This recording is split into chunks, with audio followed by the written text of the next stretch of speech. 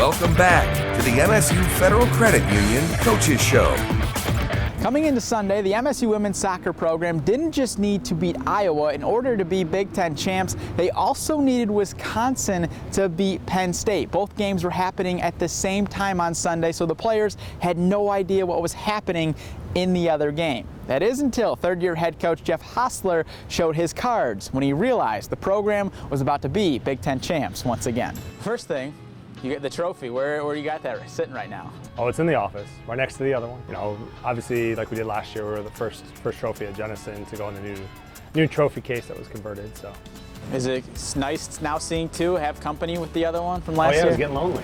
You know, I don't want to make that thing wait too long. So, excited to have a partner. Yeah, going back to Sunday, obviously going in, you guys didn't know your fate, what could happen by the end of the match. So, what was the approach heading into the game against Iowa? Yeah, just really what it's been the last couple weeks. You know, I think we started pretty slow at Indiana a couple weeks back. That was a big marquee top 25 game. We didn't really get out of the locker room in the first half, and I think there was a little bit of scoreboard watching going on. We'd been back now in the rankings at that time. We knew their ranking, we knew where we stood in the league. I just think we started really slow. And so we had an honest conversation about reminding all of us about what the process is, which is focusing on the day, giving your best effort, preparing, and putting your best foot forward. So when, towards the end of the match, less than a minute left, I know it hit you first, you found out first, right, that Wisconsin had beat Penn State? Yeah, so we were getting consistent updates. You know, Julie Burgess, our sport admin, that just does an incredible job with all things related to our program and beyond for that matter, had to wear one more hat on the day and keep track of all the scores of those matches to know where we are, and also keep track of Iowa's situation, because on decision day, results can change how you see the game out based on the number of points that you need for seeding, whether they get in the tournament.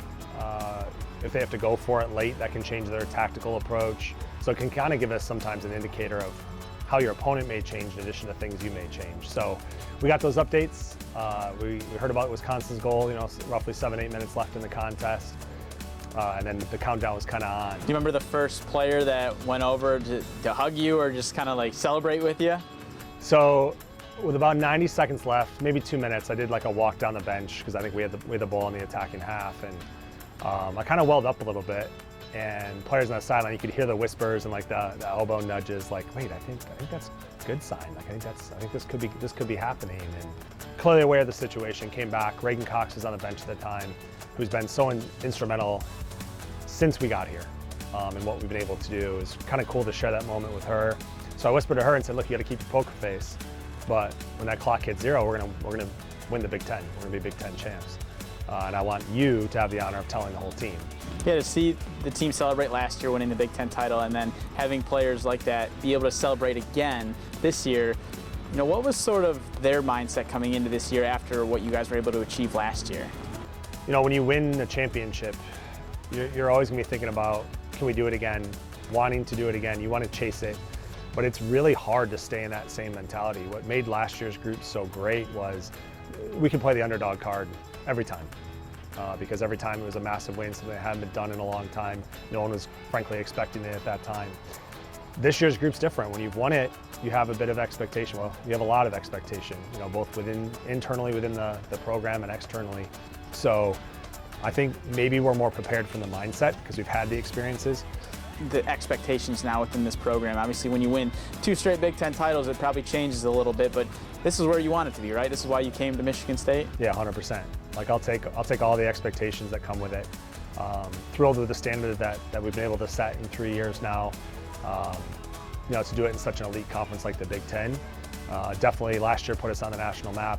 This should put us in the elite national conversation in terms of women's soccer in our country. So the Spartans will now be the 1 seed in the Big Ten tournament as they welcome Iowa back here at DeMartin Stadium for the first round matchup on Sunday. There's a lot of things happening on campus right now with fall sports and winter sports such as basketball starting to blend together. So we'll of course be keeping you updated on everything that is happening in East Lansing. For now, thank you for tuning in to this week's show. As always, have a great weekend. This segment is sponsored by Spartan Dogs for Life.